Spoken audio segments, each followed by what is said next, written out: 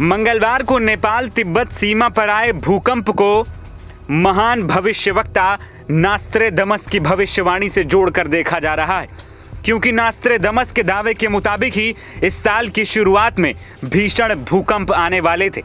ऐसे में साल 2025 के लिए नास्त्रेदमस की गई भविष्यवाणियां अब लोगों को डराने लगी।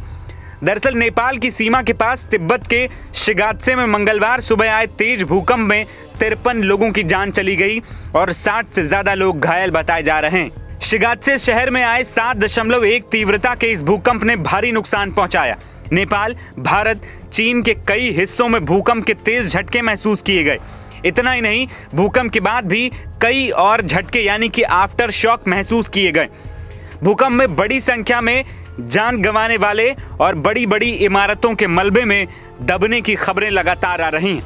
वहीं इस तबाही के बीच माइकल डी नास्त्रेदमस की भविष्यवाणी की चर्चा हो रही है, जो उन्होंने 2025 के लिए की थी।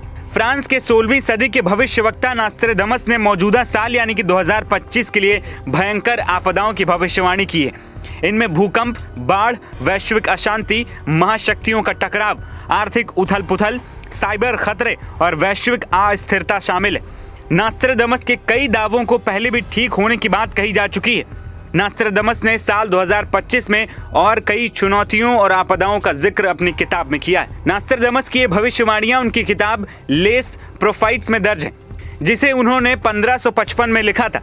इन भविष्यवाणियों की व्याख्या अलग अलग तरह से दुनिया की चुनौतियों से मिलती जुलती हैं। लेस प्रोफाइट्स में 900 से ज्यादा कविताएं, जिन्हें रहस्यमय तरीके से लिखा गया है। दावा किया जाता है कि इन कविताओं में नेपोलियन का उदय, विश्व युद्ध और आधुनिक तकनीकी की प्रगति जैसी प्रमुख वैश्विक घटनाओं की भविष्यवाणी की गई, जो ठीक साबित हुई।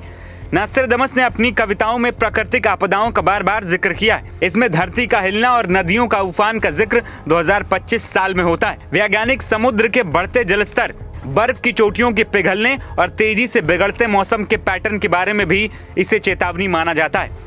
नास्त्रेदमस की भविष्यवाणी में भूकंप और दूसरी प्राकृतिक आपदाओं की बात 2025 में की गई। नास्त्रेदमस की कविताओं की व्याख्या के लिए माना जाता है कि उनकी भविष्यवाणियां ठीक उस तरह नहीं हो सकती जैसा वर्णित है। यह पर्यावरण, प्रौद्योगिकी, संघर्ष और प्रगति के बारे में स्थायी मानवीय चिंताओं को दर्शाती। 2025 आने के साथ ही उनका लेखन अनिश्चितता, भविष्य की चुनौती की ओर आने वाले खतरों का ध्यान दिलाता है। बता दें कि मंगलवार की सुबह चीन, नेपाल, भारत समेत बांग्लादेश में भूकंप के झटके महसूस किए गए। इन झटकों की तीव्रता रिक्टर स्केल पर 7.1 मापी गई, जिसने तिब्बत में खूब तबाही मचाई और 53 लोगों की जान ले ली। इसके अलावा कई बिल्डिंगें भी इस दौरान निस्तनाबूद हो गईं। एनबीटी ऑनलाइन की रिपोर्ट।